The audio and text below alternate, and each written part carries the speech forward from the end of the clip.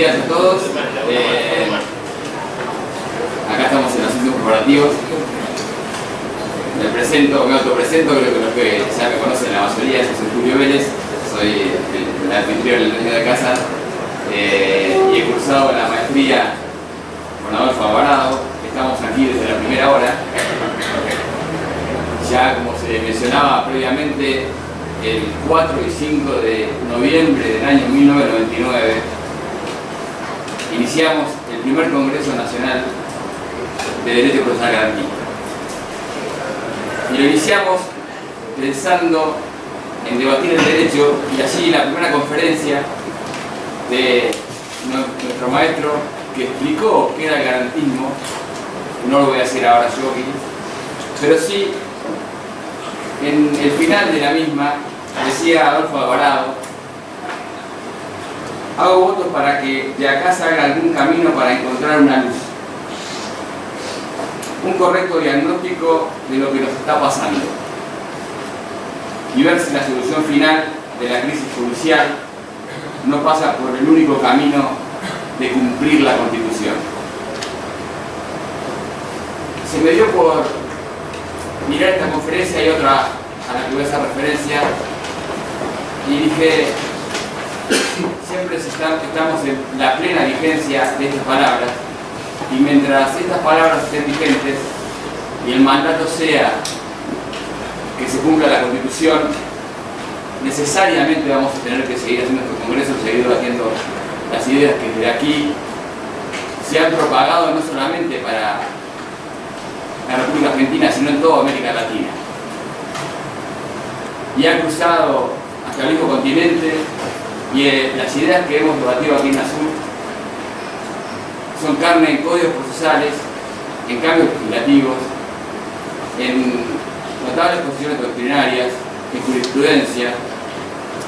Tenemos presencia en ediciones doctrinarias en el viejo continente, en libros traducidos en italiano, desde aquella grata visita de Franco Cipriani. También nuestro amigo Juan Montero Aroca, que ha venido en varias ocasiones a Azul, permanentemente desde su Valencia y de las publicaciones que también son seguidas en toda América Latina, hace permanente referencia a los congresos de Azul, donde alguna vez nos dimos la declaración de Azul también, y que eso la mayoría de los que son seguidores del maestro Adolfo Alvarado lo conocen.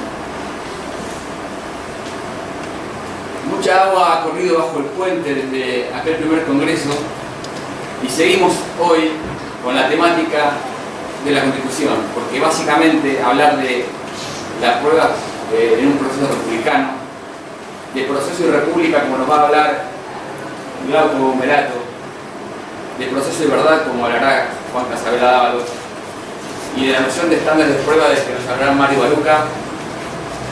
De lo que estamos hablando precisamente es de lo que manda la Constitución en relación al proceso.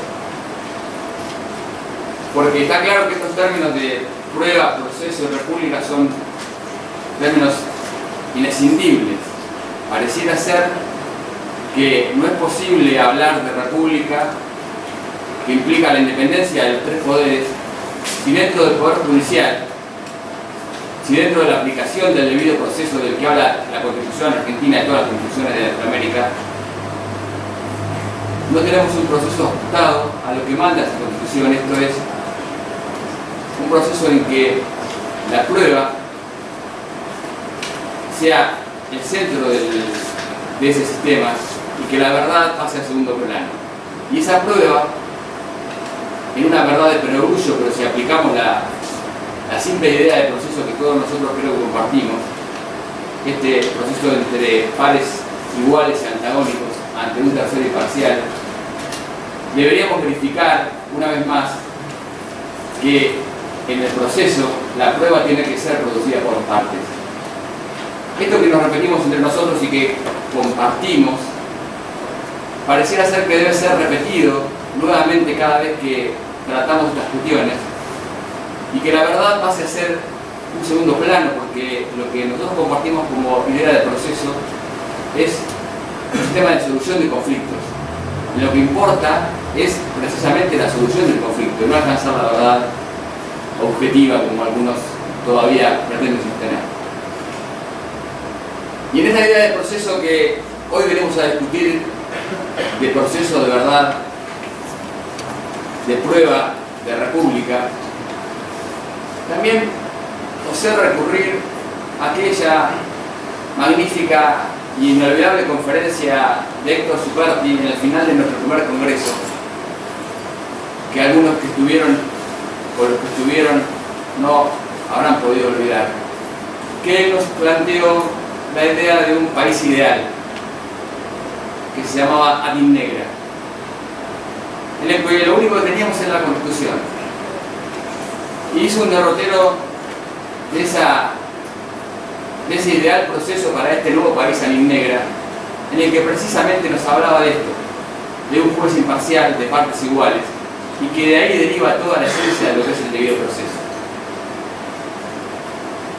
Al final de la conferencia, Héctor Superti nos develó qué significaba Ad Negra. Dijo: esto es Argentina al revés. Él ideó un proceso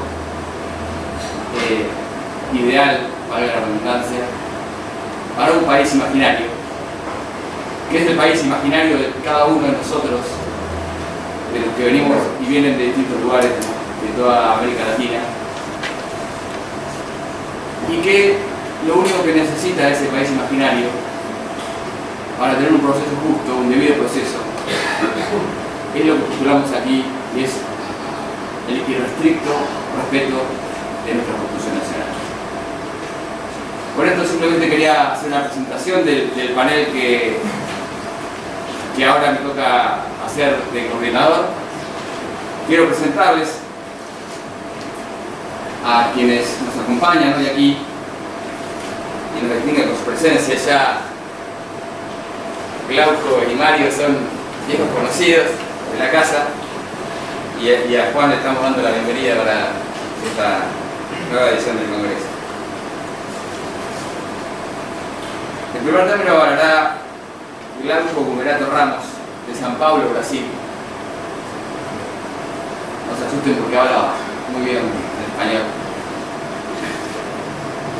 Y es miembro del Instituto Brasileño de Derecho Procesal y también del Instituto Iberoamericano y Panamericano de Derecho Procesal. Es profesor de grado y posgrado de Derecho Procesal Civil de Brasil, autor de libros y artículos jurídicos en Derecho Procesal, vicepresidente del capítulo Brasil del Instituto Panamericano de Derecho Procesal, abogado de San Pablo. Antes de darle la palabra a Glauco, para no olvidarme, que aquí somos muy garantistas, pero las reglas las cumplimos a rajatabla, sobre todo vinculado con los tiempos. Acá los que han venido antes ya saben, y para los que les toque disertar después, porque queremos que todos hablen y tengan su tiempo en igualdad de condiciones. La disertación es por 15 minutos y empiezo con las luces para cortar. Bienvenido Glauco, estás en la palabra.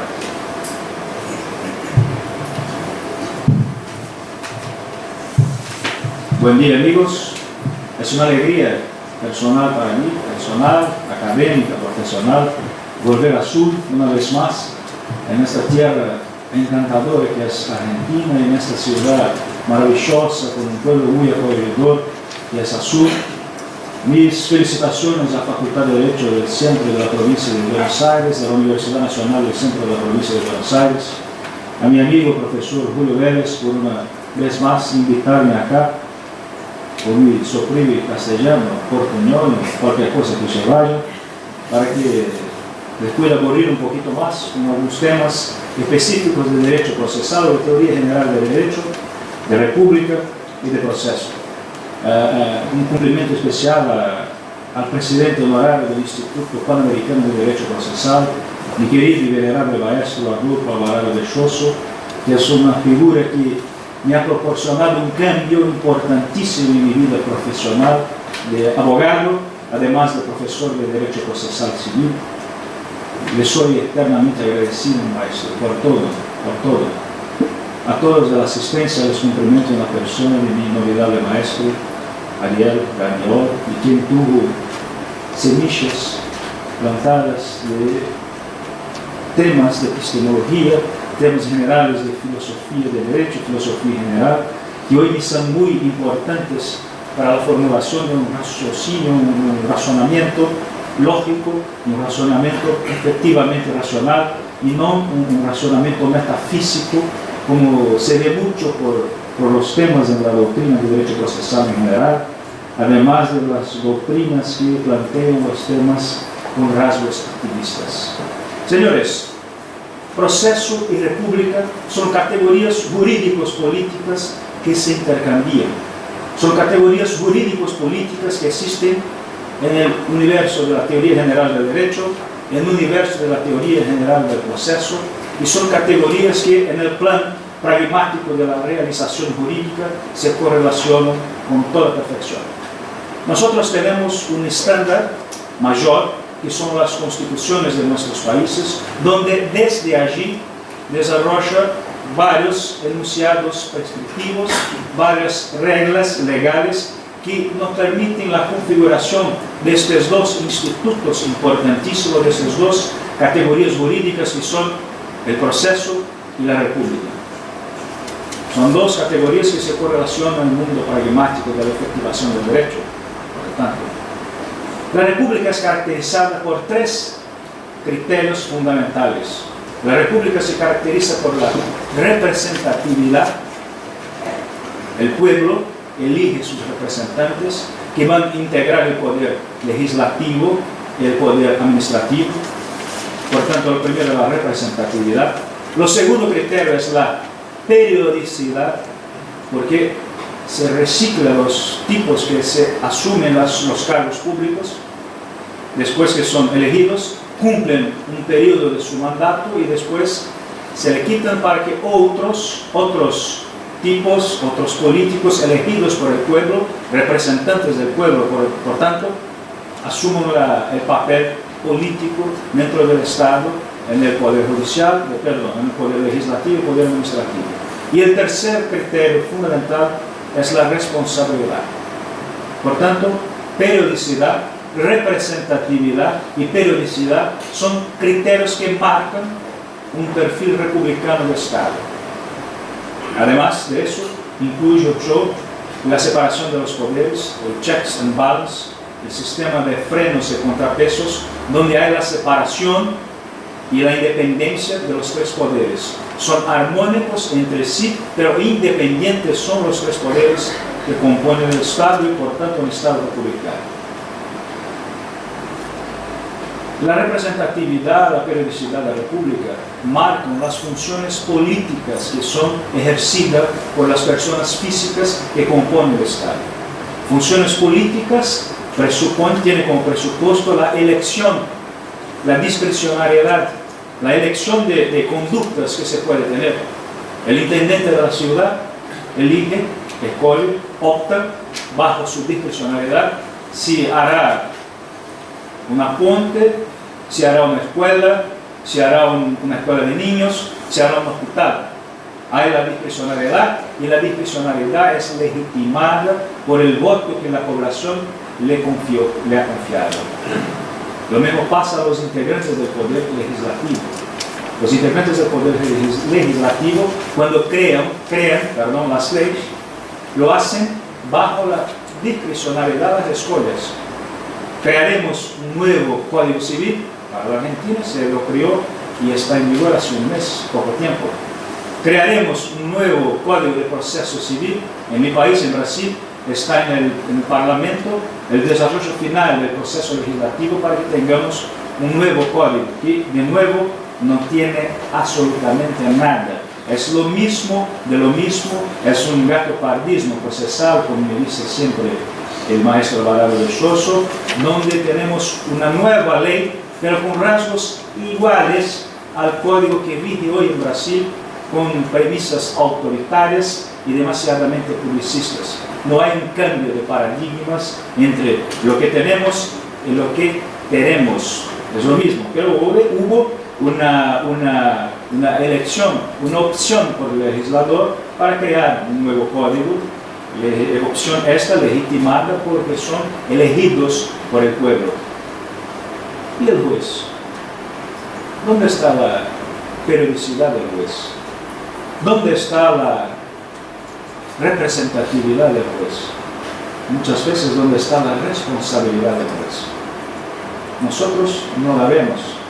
Y la pregunta que se pone es, el juez no hace parte de la estructura republicana porque no tiene representatividad, no tiene periodicidad, y la respuesta que se impone es, no es verdad eso. Sí, el juez hace parte como integrante del Poder Judicial, el juez como integrante, sí, de la estructura republicana del Estado. Pero el juez, no se necesita el juez ser elegido, no se necesita el juez tener responsabilidad. La responsabilidad, por supuesto, que la tiene, pero no se necesita ser elegido de representatividad, tampoco tener periodicidad. ¿Y por qué?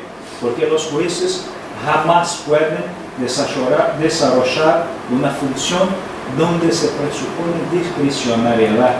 Solipsismo judicial, una palabra importada de la filosofía general, que significa el solipsismo, las escollas bajo su propio subjetivismo, bajo la indiciocracia de cada una de las otras personas físicas.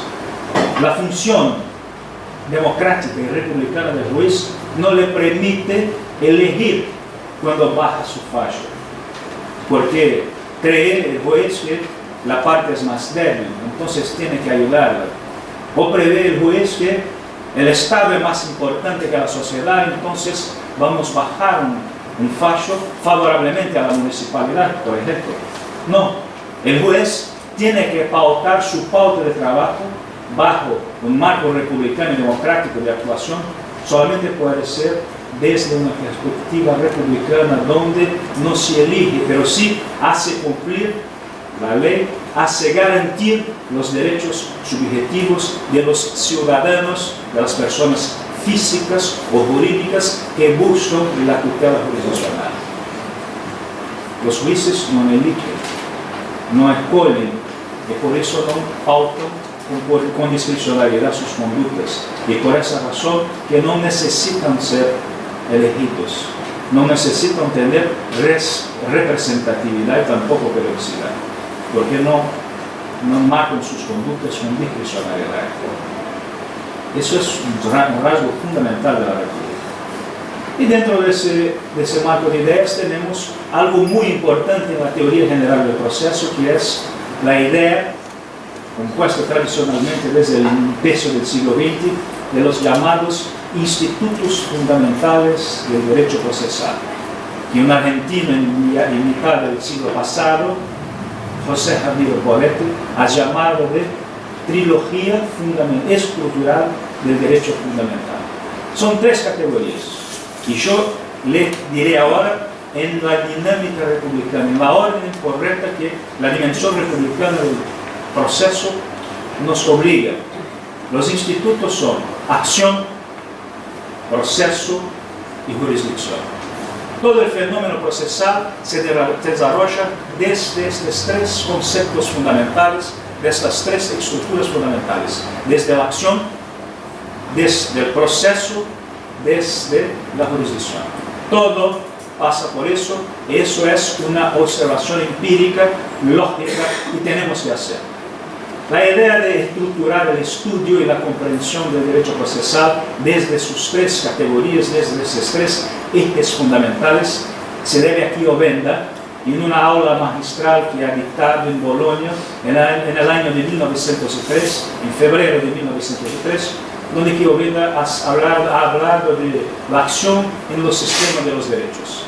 En esa clase magistral, donde los apuntes de Chiovenda son publicados y se tornaron clásicos en el estudio de la teoría general del proceso, en dos notas de pie, Chiovenda lanza la semilla de que toda la idea del derecho procesal pasa por la comprensión, por la dimensión, por los conceptos, las estructuras y las definiciones de esas tres categorías: acción, proceso y jurisdicción.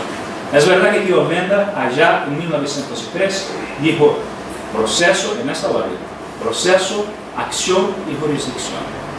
Pero allí tuvimos apenas la semilla. El desarrollo de eso, de hecho, ha sido hecho por Calamandrei.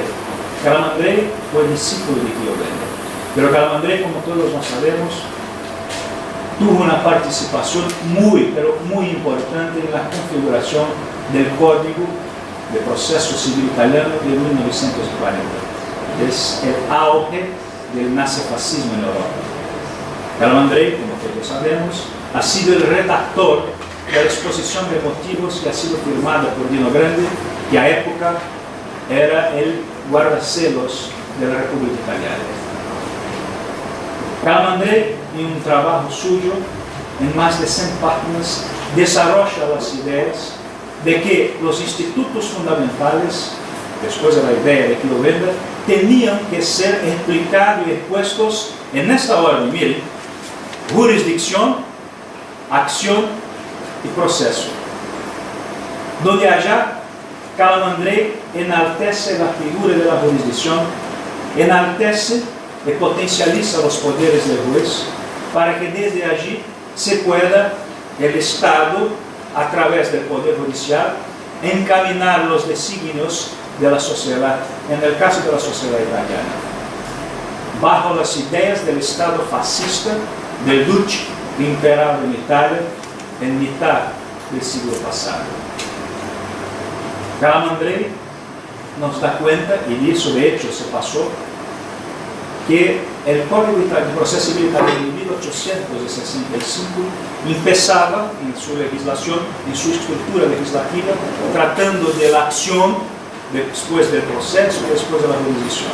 Pero hubo un cambio en el Código de 40 donde se empieza por la jurisdicción, lo trato legislativo, para después hablarse sobre la acción, para solo después hablarse sobre el proceso. Porque eso sería algo necesario para la afirmación del Estado desde el Poder Judicial, para que el juez, el condottiere del proceso, se pueda con manos de fierro manejar y conducir todos los trámites e incluso abortar los trámites que serían para el juez, para su cabeza, para su dimensión personal y subjetiva de, entre comillas, justicia, poder decir que es el mejor o no para el caso concreto, para el caso que está trabajando para juzgar. Desde allí, desde la obra de Calamandrei, todos los manuales de teoría general del proceso tratan el tema de los institutos fundamentales exactamente en esa orden: jurisdicción, enalteciendo el poder del juez; acción y después proceso.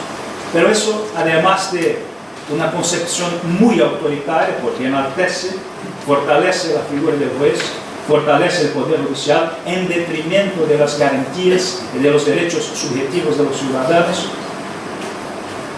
La doctrina desarrolló todos los conceptos de los institutos fundamentales desde esa perspectiva, demasiadamente autoritaria, demasiadamente publicista y además ilógica. Porque sabemos todos, basta que miremos el desarrollo del fenómeno, todos sabemos que no hay proceso sin acción, no hay jurisdicción sin proceso, y no hay proceso que genera la jurisdicción sin la acción que lo empieza. Entonces, por una razón de lógica, solamente nosotros podemos, además, debemos estudiar los institutos fundamentales, sus conceptos, sus desdoblamientos y sus distinciones en esta orden, que además es lógica. Acción, porque todo empieza desde la acción, y acción es sinónimo de libertad. Proceso después, porque el proceso es la actividad donde se viabilizará, se legitimará el ejercicio de la jurisdicción.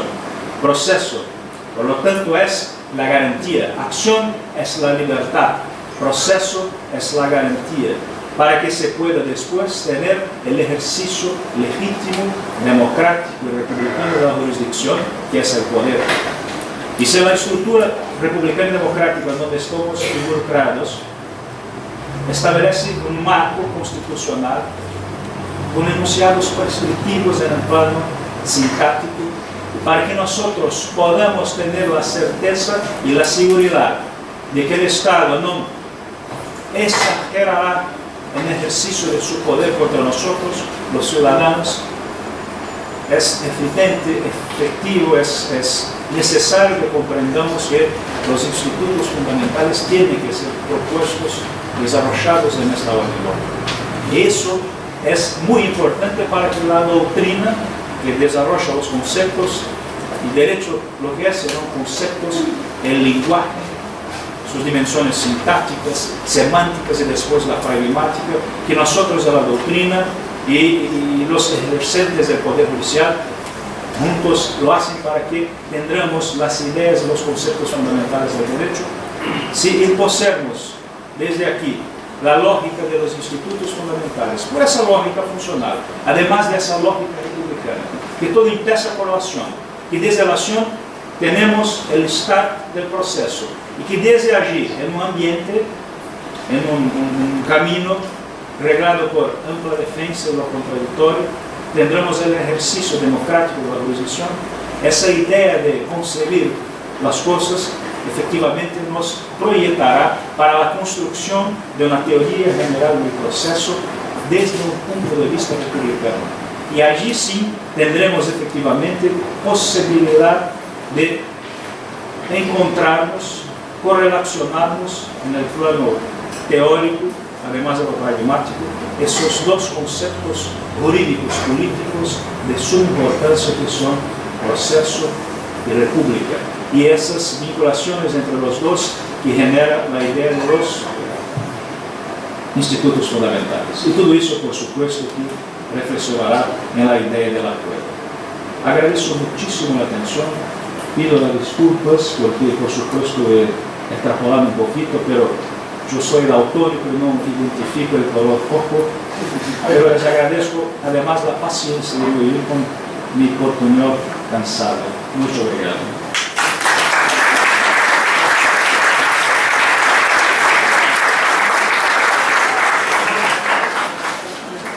Bueno, el segundo término hablará sobre proceso y verdad, la prueba judicial y la noción de verdad. Juan Casabela Dávalos, que es de Salta, es abogado, profesor universitario de Ciencias Jurídicas, profesor universitario de Filosofía, es profesor también de Derecho Procesal Penal y Filosofía del Derecho en la Facultad de Ciencias Jurídicas de la Universidad Católica de Salta.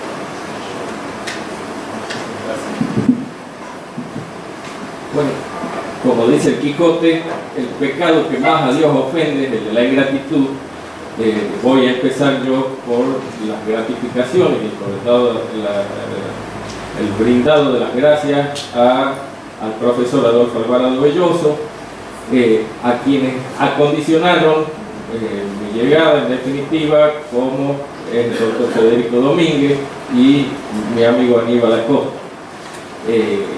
Por supuesto a los organizadores del Congreso, al Colegio de Abogados de Azul y a la Facultad de Derecho del Centro, mi más sentido agradecimiento. Y más que el agradecimiento por la convocatoria, el agradecimiento por esta oportunidad, que más que oportunidad es una excusa para el encuentro con los amigos. De tal manera, la gratificación es triple. Me toca a mí, dicho esto, hablar del tema de la verdad, del cual ya el doctor Julio Vélez adelantara la postura que adoptamos en el garantismo procesal, la postura de crítica a la búsqueda de la verdad. Yo hoy no voy a intentar dar una respuesta a la problemática, sino ubicarla un poco epistemológicamente para señalar dónde es que más nos incomoda a los abogados el problema de la verdad y a dónde hoy la exigencia circunstancial histórica nos exige poner el foco de la atención. En general, los cuestionamientos que se hace a la búsqueda de la verdad desde el garantismo son más que sabidos para nosotros. Sin embargo, podemos mencionar algunos de los más comunes como es la pregunta por la verdad de quién, si la verdad del juez de primera instancia, la pregunta por la verdad del juez de segundo, por el juez de la corte o a quien le toque intervenir. La pregunta o el cuestionamiento a la verdad por la determinación de los fines del proceso. La verdad en realidad no debe encontrarse porque no debe buscarse. Es la primera postura. Lo que buscamos en el proceso es resolver un conflicto entre particulares y nada más.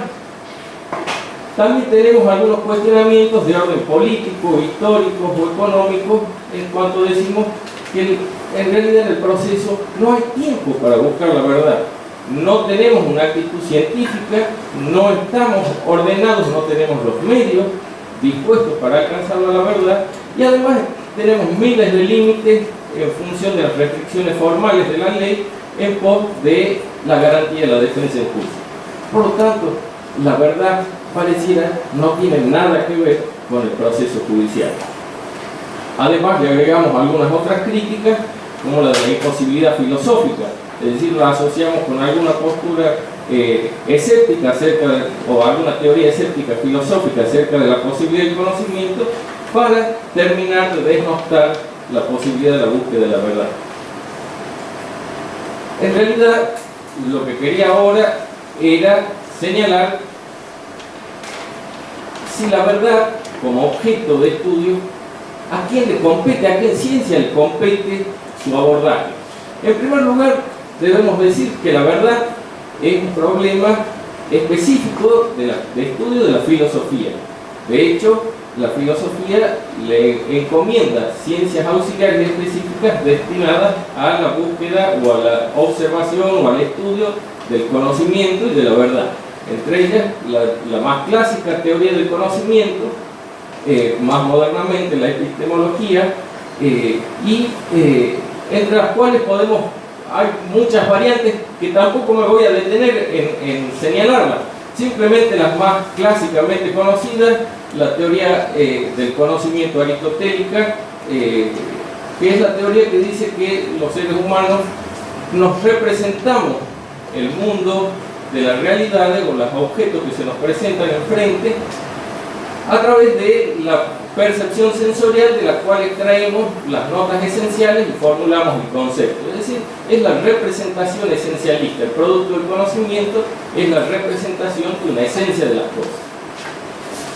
La teoría, por su parte kantiana, o el idealismo trascendental, que tiene sus orígenes ya en Platón, formula la teoría del conocimiento sosteniendo que en realidad el ser humano tiene un primer contacto con las cosas exteriores a través de los sentidos, pero esas sensaciones desordenadas son ordenadas o acomodadas por lo que son las categorías del pensamiento o los imperativos categóricos y moldea esas realidades, esas sensaciones desordenadas, construyendo de algún modo la realidad. Entre esas nociones, en definitiva, que vuelvo a insistir, las menciono como las más reconocidas, la verdad se nos presenta como aquella cualidad del conocimiento, una cualidad del conocimiento cumplido exitosamente o cumplido en forma correcta según la teoría del conocimiento que se haya adoptado. Es decir, para Aristóteles o para las teorías aristotélicas se habrá obtenido un conocimiento verdadero cuando la representación ideal coincida con la cosa pensada. Para la teoría kantiana se habrá alcanzado el conocimiento verdadero cuando, controlado el razonamiento con el cual se alcanzó ese conocimiento, haya sido aplicado correctamente. En definitiva, existe algún reconocimiento o alguna posición de la verdad como corrección del acto cognitivo. Hay otras disciplinas que se encargan también del problema de la verdad o del problema del conocimiento, más específicamente, como son la psiquiatría, la psicología, las ciencias de la educación. La psiquiatría, por ejemplo, estudia y define algunas de las enfermedades mentales como la esquizofrenia con el contacto con la realidad. Justamente la psiquiatría define a la esquizofrenia y estudia la esquizofrenia en cuanto a pérdida del contacto con la realidad. La psicología en algunos aspectos también estudia el conocimiento y se pregunta por él, por ejemplo, en las obsesiones, con aquellas representaciones ideales que permanentemente nos presionan o nos tienen presionados a los sujetos.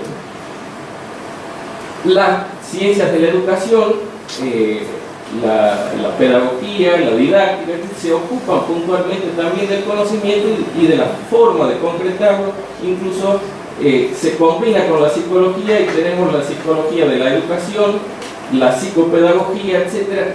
Pero se preguntan por el conocimiento ya no de un modo general o abstracto, sino del modo concreto, cómo se da en el niño, cómo se da en el adolescente, cómo se da en el adulto. ¿Qué técnicas hay para propiciar ese conocimiento lo más exitosamente posible? Las demás ciencias particulares en general dan por sobreentendido que logramos un conocimiento de los seres humanos, un conocimiento aceptablemente razonable. Todas las demás ciencias dan por entendido que conocemos y se lanzan directamente a la aprehensión de los objetos que han elegido como objeto de sus distintas disciplinas. El derecho es una de ellas. El derecho da por sobreentendido que los seres humanos tenemos la capacidad de conocer razonablemente el mundo que nos rodea. De hecho, la verdad, el problema de la verdad en el mundo jurídico es aceptado o es preestablecido o prereconocido en tanto todo el mundo jurídico genera una organización normativa o está basado en una organización normativa, y la normatividad es una previsión propia de los seres humanos, que somos los únicos animales capaces de hacer esta previsión, de la previsión hipotética de un hecho fáctico o de una situación fáctica a la cual le vamos a asignar una consecuencia jurídica. Esa previsión la hacemos con la convicción de que vamos a poder reconocerla cuando opere en la realidad y cuando le vamos a poder hacer cumplir la consecuencia que se previó en la norma. Es decir, que en este aspecto el solo hecho de la normatividad ya está demostrando una cierta convicción en un conocimiento por lo menos razonablemente aproximado. El derecho en el mundo, o el problema de la verdad en el mundo jurídico sin conflicto, también está sobreentendido. De hecho, los seres humanos cumplimos actos jurídicos imperceptiblemente. Anoche, cuando estuvimos en la fonda, compramos la comida que se nos sirvió, pedimos la cuenta, pagamos, sabiendo cuál. Por supuesto, cuando me quisieron cobrar los vinos que tomó Joseph Campos, pude decir que yo no había tomado esos vinos, que los pagara Joseph.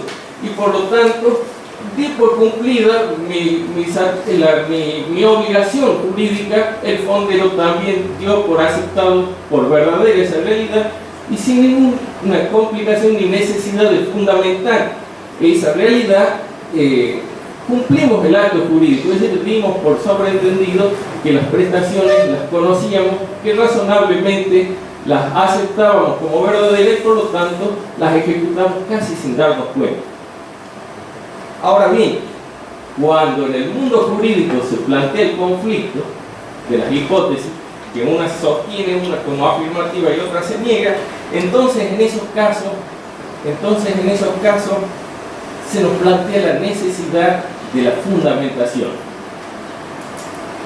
Cuando se plantea el conflicto, la única manera de resolverlo es con el juicio previo. El conflicto llevado, vuelvo a insistir, hasta las últimas consecuencias, porque no es el conflicto que tuvo algún medio alternativo de solución. El llevado hasta las consecuencias es el que sostiene dos hipótesis fácticas diferentes y por lo tanto solo se puede resolver con la decisión de un juez o de la autoridad imparcial, independiente e imparcial. El juicio previo se presenta como una oportunidad de verdad, es decir, que no nos asegura el descubrimiento de la verdad, pero sí nos da una oportunidad razonable. En esa oportunidad razonable de mostrar la veracidad de una hipótesis fáctica es donde descansa toda la seguridad jurídica del mundo normativo. es decir, la confianza en la posibilidad de que el actor podrá demostrar la veracidad de que ha sido víctima de un delito o la veracidad de que ha sido víctima de un incumplimiento del contrato. Y por su parte, el accionado tendrá la posibilidad de resistir esa pretensión y demostrar lo infundado o lo exagerado de esa pretensión. En eso descansa la seguridad jurídica. Si no tuviéramos ninguna oportunidad de aproximarnos a la realidad, a esa realidad predeterminada o prevista en la norma, entonces no tendríamos ninguna posibilidad de seguridad jurídica. Pero vuelvo a insistir, la búsqueda de la verdad o la búsqueda de aproximación a la verdad descansa en la libertad de las partes, en la disciplina y en la tarea de las partes, no del juez, porque la posibilidad de la verdad en el proceso es simplemente una posibilidad, es una oportunidad y no puede estar de ninguna manera asegurada.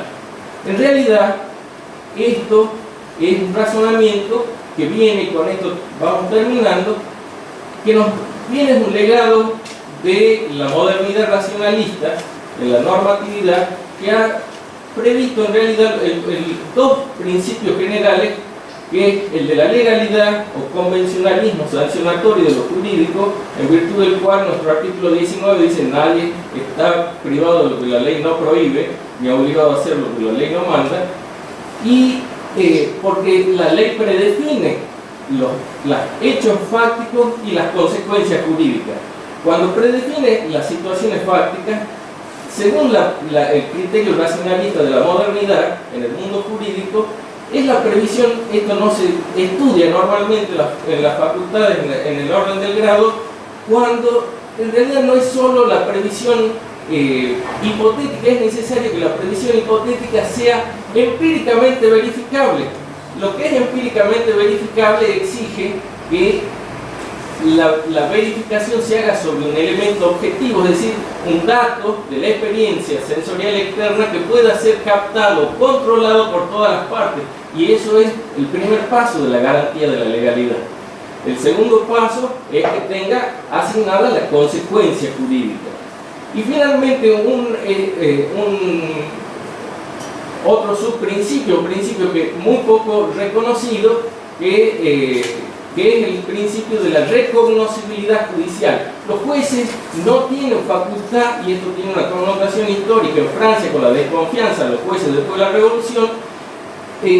Los jueces no tienen la facultad de decir cuál es el derecho, sino de reconocer la situación fáctica por medios empíricos, controlables por todos los sujetos procesales, la facultad de reconocer la hipótesis fáctica prevista en la ley y en ese caso asignar las consecuencias jurídicas.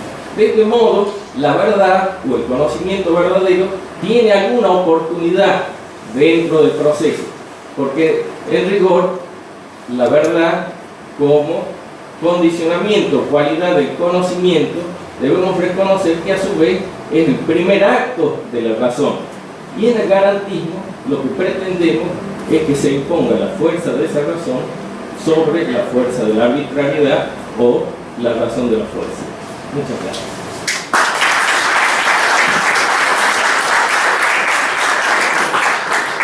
Muchas gracias, además le agradezco la puntualidad de estos 15 minutos. Mario, no sé si te acordás, pero el amarillo es que te quedan 5. Gracias. Voy a presentarla a Mario Baruca, quien va a hablar sobre la noción de estándar de prueba, la actualidad de la cuestión en el derecho procesal iberoamericano.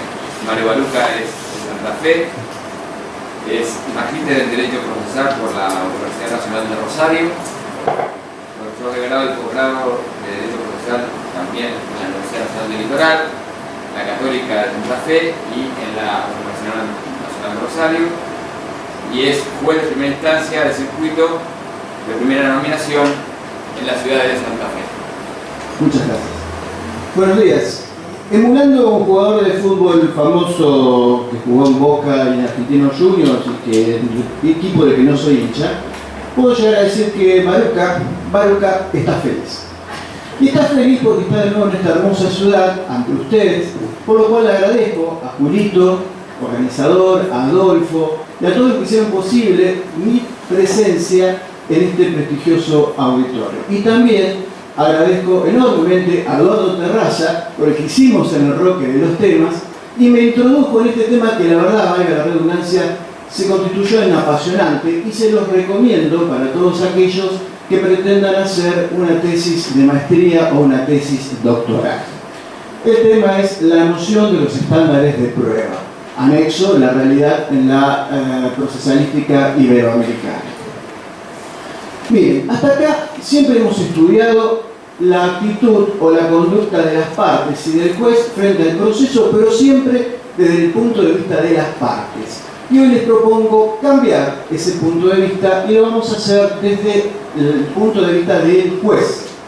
Del juez al momento en que va a dejar de ser el sujeto receptor para pasar a ser el sujeto emisor, después de cumplir todas las fases de la serie procesal, la confirmación, la resistencia o negación, la afirmación, la resistencia, la confirmación, la evaluación o alegación. Ahora estamos específicamente en el momento de que el juez analiza todos los medios de prueba o medios confirmatorios, si les gusta, para decidir lo que tenga que decidir.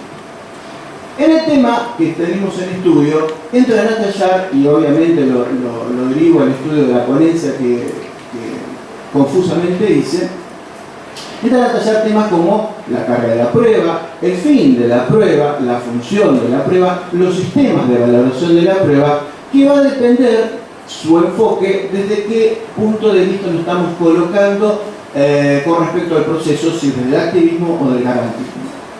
Específicamente, y siguiendo ya en el tema, siguiendo en algo a Tarufo, pensamiento que compartimos a medias, obviamente después seguiremos las líneas directrices de Adolfo, el sistema de la prueba legal dejó paso a finales del siglo XVIII al sistema de la libre convicción. Tarufo lo plantea como son los dos sistemas que están vigentes. Para nosotros, si bien es verdadero el amplio rango que existe ahí, en el medio aparece la sana crítica. Pero paralelamente a esto, en el sistema de Common Law, comenzó a gestarse la formación de ciertos criterios con los cuales el juez pueda considerar probado un hecho y sobre todo porque no consideró la existencia de la regla de la sana crítica. Y entonces a esos criterios le pusieron el nombre de estándares de prueba. ¿Qué es un estándar? Un estándar es un tipo, es un modelo, es un patrón. El diccionario de la Real Academia Española habla de el estándar de vida. Si yo al término estándar le agrego otro término, en este caso vida, vamos a ver qué tipo de modelo de vida estamos apuntando. Este tema ha sido desarrollado por dos colegas colombianos, específicamente, por lo menos lo que yo he visto, Orlando Puentes, que escribió una tesis para la Universidad de Bogotá, y Mónica Bustamante Rúa. Y ellos sostienen, sobre todo Orlando Puentes, que un estándar está constituido por los lineamientos o directrices generales reconocidos por una comunidad experta en una determinada materia. Tiene su patrón o su nacimiento en la comunidad científica. El científico, sobre todo en las ciencias duras, está siempre acostumbrado a trabajar sobre diferentes elementos para llegar a un nivel de conocimiento del cual considera que el hecho está probado. Si lo trasladamos al derecho probatorio, término que a mí no me gusta, el derecho probatorio, si al término estándar le agregamos el término prueba, vamos a tener que lo que estamos buscando es un modelo al cual el juez deberá aspirar para tener por comprobado el hecho motivo de su juzgamiento. Mónica Bustamante nos enseña que los estándares de prueba son los criterios que indican cuándo se ha conseguido la prueba de un hecho, son los criterios que indican cuándo está justificado aceptar como verdadera la hipótesis. Ahora bien, ¿pero cómo se construye un estándar de prueba? Tenemos que tener en cuenta dos aspectos. El primero, decidir qué grado de probabilidad o certeza se requiere para aceptar una hipótesis como verdadera. La segunda implica formular objetivamente el estándar de prueba. Y acá está la matriz de la cuestión. Lo esencial es que el estándar sea objetivo, es decir, un criterio de control de un operador distinto al operador judicial, y sacarle a la carga subjetiva. El matemático, cuando explica un teorema, explica todos los postulados de su método deductivo para llegar a construir el teorema. Si él solo dice el teorema es así, es correcto, deja de ser objetivo, ya es subjetivo y pierde la categoría de estándar. Se han formulado modelos de estándar, sobre todo en el derecho norteamericano, y encontramos allá fórmulas, que en realidad son estándares, que llaman más allá de toda duda razonable en los procesos penales, la preponderancia de la prueba, o más probable que su negación en los casos civiles ordinarios. Y lo que me ha hecho cosa es cuando se regula sobre la pena de muerte en Texas, donde al jurado se le debe imponer, le indica que debe imponer dicha pena de muerte al acusado, solo se encuentra, más allá de toda duda razonable, que hay una probabilidad de que el sujeto será peligroso en el futuro. Hace ruido, ¿no? Siguiendo Tarufo, él sostiene que estos estándares de la prueba penal no son aplicables al proceso civil, pero sí dice que en el proceso civil no podemos dejar al juez librado a su arbitrio, con lo cual propone la consideración del estándar de la probabilidad prevaleciente, que estaría íntimamente conectado con la preponderancia de la prueba del derecho norteamericano. Probabilidad que en realidad no es la probabilidad estadística o cuantitativa, sino la probabilidad lógica, que hace referencia a formas de razonamiento inferencial que van de conclusiones a conclusiones, formando una red que puede llegar finalmente a la decisión judicial. Hay un importante trabajo de un autor, Mijael Pardo, en el cual plantea una concepción alternativa, donde concluye que los estándares de prueba establecen los umbrales explicativos que deben ser alcanzados. Umbrales al llegar, no umbrales mínimos de probabilidad. En la realidad procesal iberoamericana, más allá de lo que sostiene Tarufo, no está previsto la aplicación de los estándares de prueba y sí la sana crítica y también algo de la apreciación conjunta. Específicamente en Colombia está previsto esto mis amigos colombianos después me van a corregir o me van a pegar, está previsto en el Código de Procedimientos Penales, en el artículo 381, cuando habla de más allá de toda duda. Hay una investigación del Instituto de Derecho Procesal de Chile que hizo en el departamento de Antioquia, de Colombia, en el que se comprobó que los jueces no conocían la aplicación de los estándares de prueba, sobre todo en derecho procesal penal, si bien sabían de su existencia a través de la norma, pero en el proceso civil específicamente no tenían conocimiento de este término. En el caso de Chile, la situación no escapa a lo que venimos exponiendo. En el proyecto de reforma, enviado por el entonces presidente Sebastián Piñera, se hace mención, hablando del estándar de prueba, que se va a hacer opción específicamente por la apreciación del sistema de valoración de la sana crítica en forma general y subsidiariamente de la prueba legal, haciendo mención que se deja de lado la aplicación de los estándares de prueba porque no es un juicio postulado que tenga que dar un veredicto. Tras una pequeña raya, hay un artículo del doctor Leandro Giannini escrito para la Universidad Nacional de La Plata cuando habla, analizando las medidas cautelares, de la implementación de un estándar de prueba que sería para analizar la verosimilitud del derecho, o sea, transpola lo que conocemos todos como requisitos de las cautelares como un estándar de prueba al cual el juez debe llegar para de esa forma poder despachar una cautelar. Y eso me llevó a mí, por eso yo en la ponencia pongo un atisbo inconsciente desde el punto de vista mío, no por favor de lo que escribe Giannini, de irme a todo lo que habla de la corriente activista cuando intenta justificar todas las medidas que realmente son anticipos de sentencia, y me he dado cuenta que más allá de conceptos indeterminados, como se lo suele denominar, estamos hablando de lo que podría llegar a ser estándares de prueba. Porque fíjense, la acreditación de una fuerte probabilidad de la existencia del derecho para el dictado de las autosatisfactivas, palmaria verosimilitud, fuerte atendibilidad, probabilidad cierta, como dice el Código Procesal de Formosa, lo cual es tanto lógico, o es probable o es cierto, ¿no? Pero todas ellas encierran un agravante, ¿no es cierto?, que fundadas en el valor supremo urgencia y su verdadero celeridad, sirven únicamente con fórmulas huecas para dictar sin más anticipos de sentencia. Llegamos a estas conclusiones. Debemos concluir que para nuestro sistema jurídico romano-germánico los estándares de pruebas no son aplicables. No son aplicables en tanto en cuanto sigan vigentes las reglas de la sana crítica. Discutíamos con Eduardo cuando me hacía en una sencilla, pero no por eso menos emotiva ceremonia, traslado del tema, que para parte de la óptica este estándar hace referencia al nivel de prueba que se requiere en un caso concreto para considerar probada una proposición fáctica. Pero yo humildemente creo que con sus defectos y sus virtudes, la sana crítica es el sistema aplicable.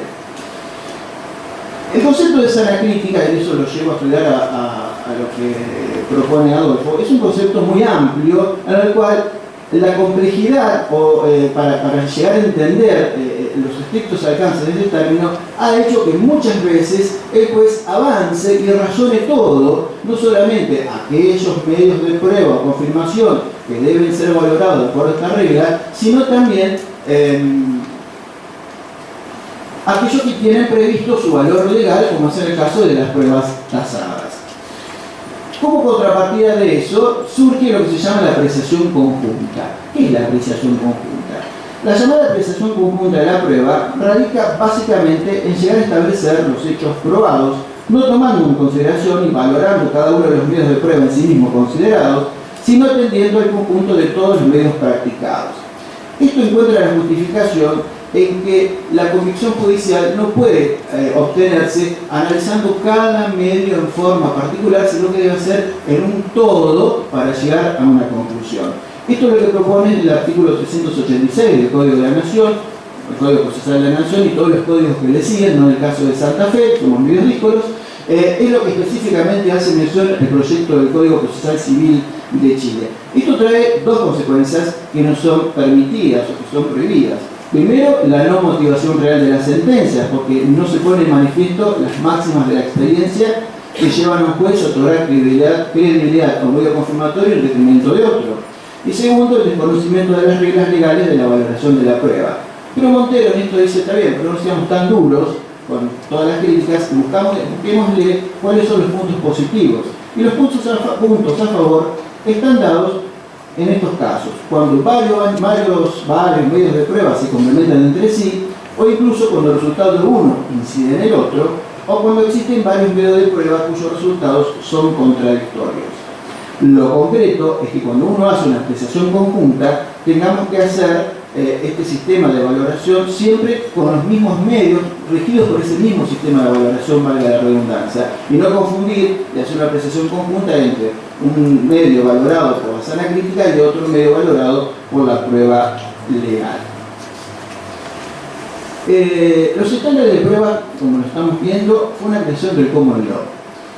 Más allá de ser una creación intermedia entre las pruebas legales y la libre convicción, su objeto fue tratar de darle un poco de racionalidad al sistema del puro subjetivismo que tenía el juez al momento de dictar su sentencia.